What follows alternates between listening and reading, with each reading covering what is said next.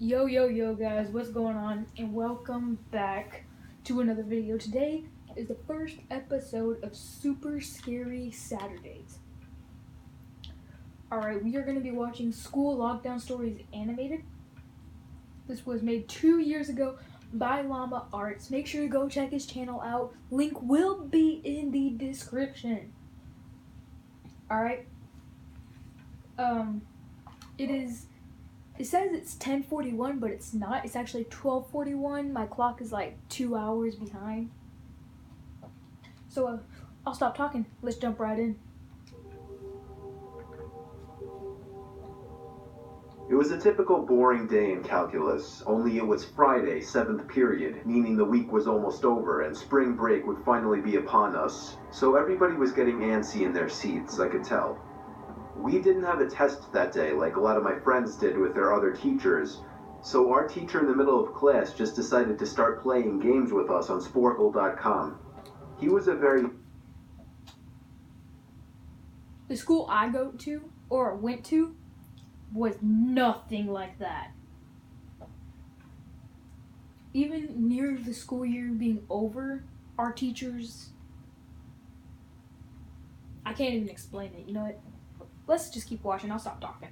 laid-back teacher like that. As we were doing some brand logo quiz on Sporkle, I remember the exact moment it happened. Right after my friend answered a question, I remember the exact answer too, Adidas. The dean's voice came through the loudspeaker. He sounded panicked and frantic as he told all the teachers this was not a drill and to go into lockdown. I actually got the chills, and I got goosebumps on my arms as our usually laid-back teacher too seemed panicked as he ran to turn off the lights and ushered us to the back corner of the room. We all sat in silence for about 2 minutes, and then the usual buzzing that came from a panel in the back of the room ceased, indicating that the school must have cut all the power. We all looked at each other, realizing this must be serious. A few more minutes of waiting later, we heard a man screaming at the top of his lungs coming down the hallway. 2 girls in the class actually started crying, which made all of us even more scared. As the screaming got closer to the classroom, the lunatic-sounding man started banging on the lockers while screaming, "I'll kill all of you." It was at that moment that I started to fear for my life. My teacher shushed us as we all looked at each other to see our peers' reactions.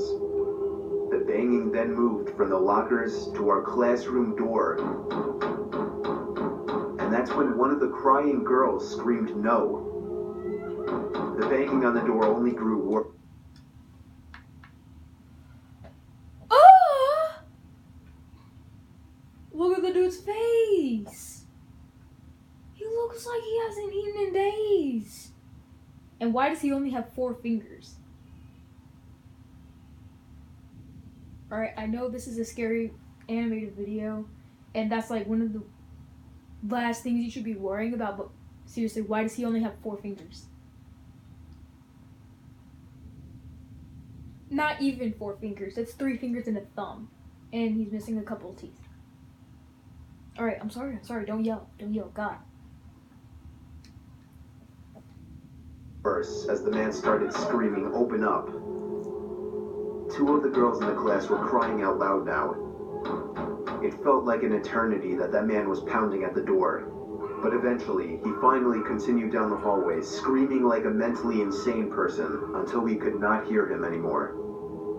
I'd say 10 minutes later, though it felt like half an hour given the situation, the dean came back on the loudspeaker explaining the situation, which was surprising for him to do. He explained that some apparently mentally unstable person entered the building and assaulted the woman sitting at the front desk, causing her to flee the building screaming, and staff wasn't sure if the man was armed or not. Now, this was before the school had cameras or could afford proper security, so the school was wide open to something like this happening.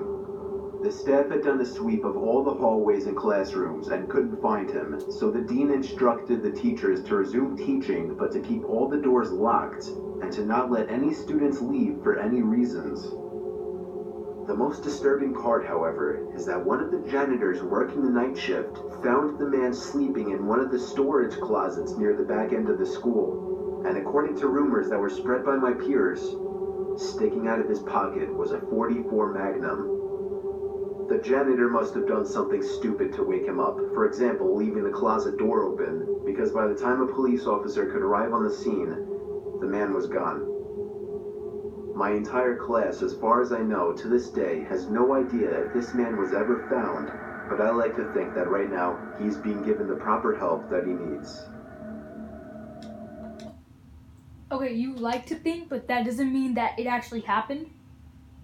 And I would have just plain out left that school and moved away. Alright? I wouldn't have even gone to that school to begin with, knowing that their security system, they don't even have a security system. Alright, if anything, they should have had at least security guards if they didn't have cameras. God, I swear, some people can be stupid.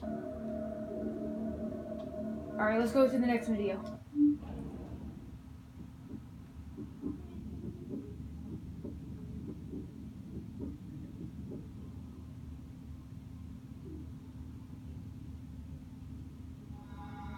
I was out doing a delivery one late night.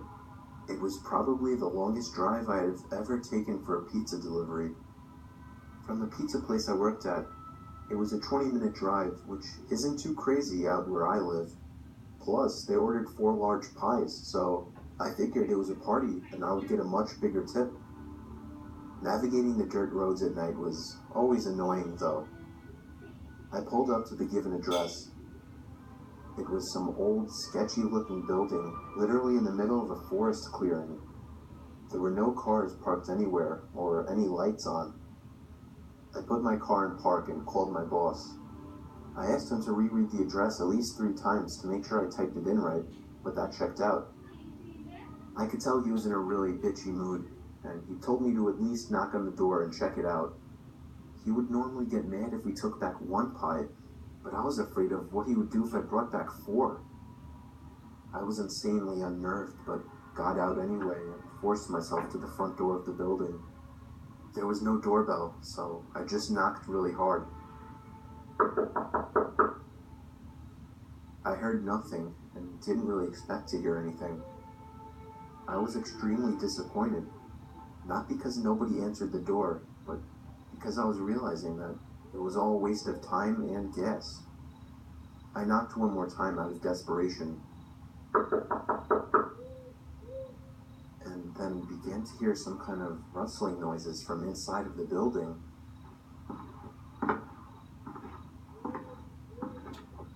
I knocked again and yelled that I was the pizza guy. There was silence now. This guy is just plain out stupid now than before. But before I could turn around, I noticed something at the window. There was someone looking through the window. I couldn't tell if it was a man or a woman. All I noticed were their eyes.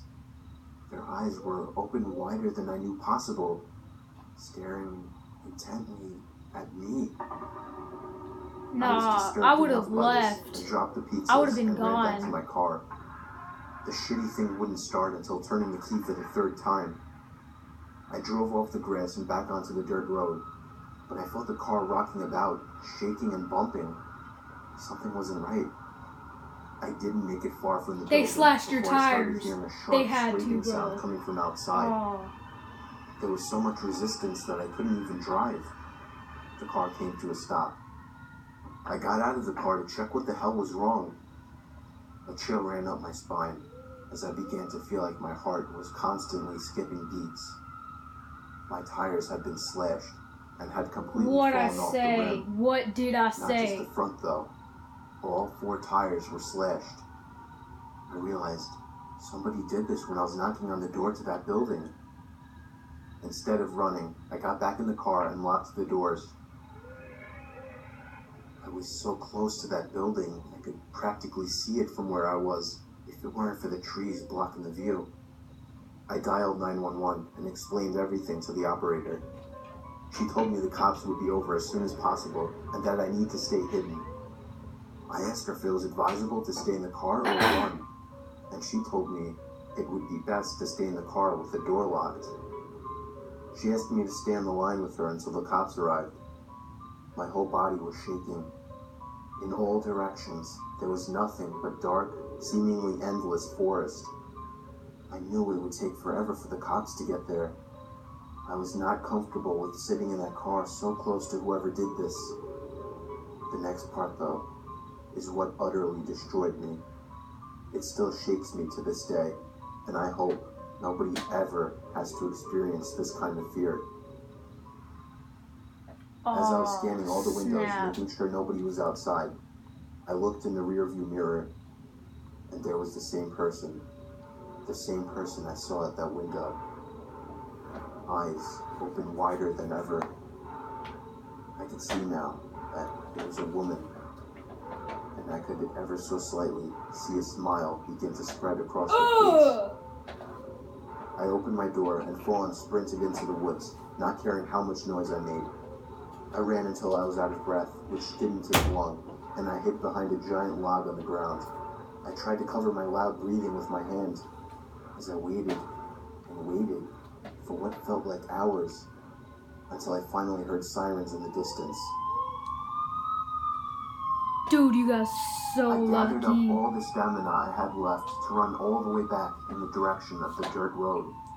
Eventually, the glowing red and blue lights came into view, and I had never felt better in my life. They were parked in front of my car, investigating with flashlights. I came out yelling at them like a lunatic to help me. I fell to the floor and started to gag, almost throwing up from running so much. They picked me up and began to question me, to which I explained everything to the best of my ability. One of the two cars drove over to the building, and the two officers began to search the building. They came back with nothing except for a couple of spiky objects. These objects were exactly the same as the ones used to slash my tires. The cops guessed that it was some kind of sick, demented couple, being that I saw the woman, but unfortunately they were never found, and that still kills me to this day. I obviously quit my job right after that and started working at a local grocery store. I know that I'll never forget seeing that woman at the back of my car.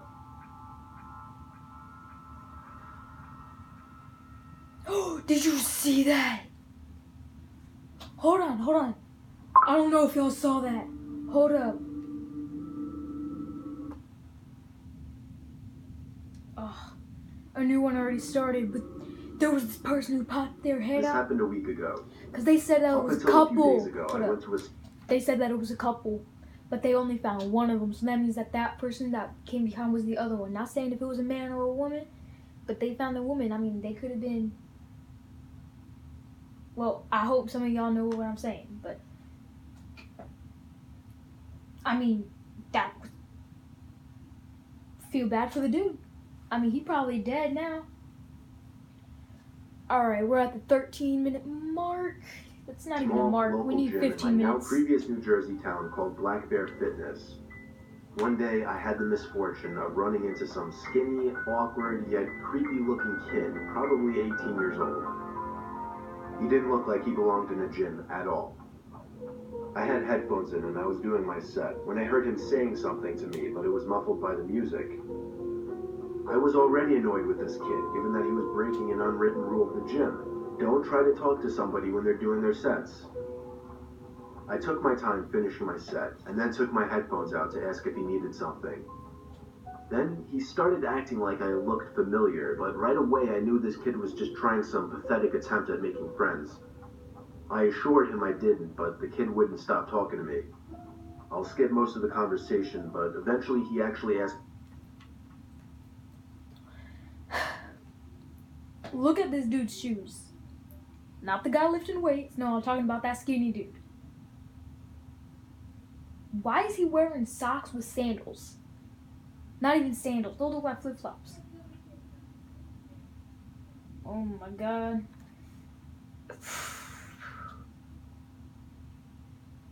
me for my Instagram and Snapchat, weirdly enough, and for whatever reason I gave them to him.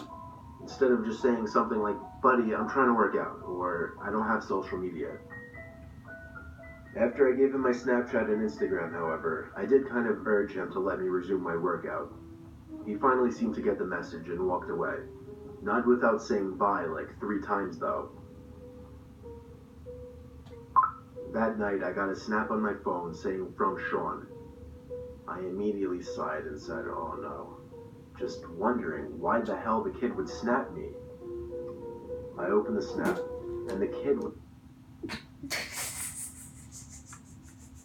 Look at him! Why is he posing like that? He got that little smirk. He freaking all up on his face with his hand. Oh my god. Not a good photo, my guy. Are those his legs?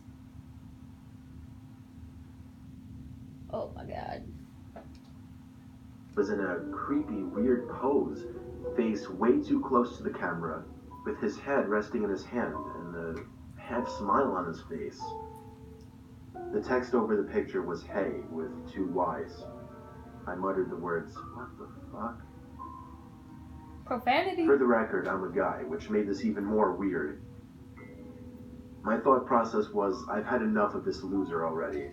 I'm gonna remove him and make it clear I don't want to talk if I see him at the gym again. And so I did. I removed him minutes after he sent that snap. I'm sure not even a minute later, again, a message popped up on my phone saying Snapchat from Sean.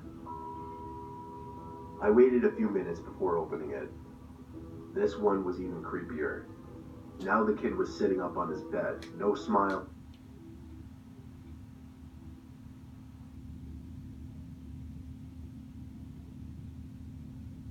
What is that behind him? That is my question. It looks like a ghost, but I don't know. Oh, more of a surprised, angry expression.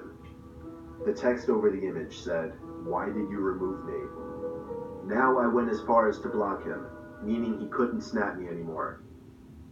And that was that. I threw my phone on the desk and sighed out of relief. Half an hour later, my phone goes off, saying Sean added you as a friend, and then Snapchat from Sean. He actually made a new account. I opened the snap and felt my heart drop. It was a picture of my front lawn. The text over it, answer me bitch. The first thing I could think of was, how did he find my address? Then I realized, Snapchat made that new map feature that lets you see where your friends are. Somehow I had the balls to open the window to see outside. It was clear out there. I shut the window and the blinds and started considering calling 911.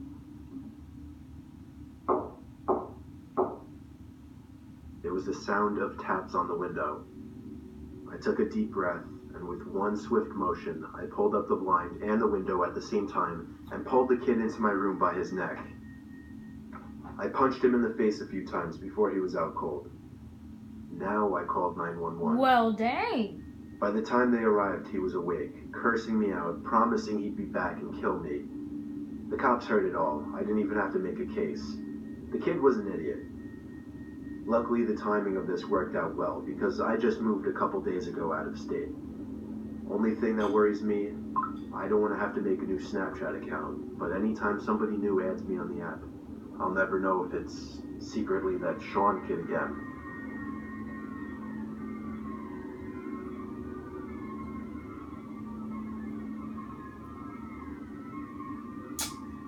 Man, that's your own fault.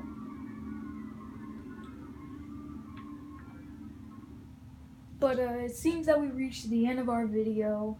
Thank you guys so much for watching. Make sure to tap that notification bell and pack in that like button. Subscribe today to join the Wolf Pack. Thank you guys so much for watching. This was the first episode of Super Scary Saturdays. Thank you guys so much for watching again. Bye.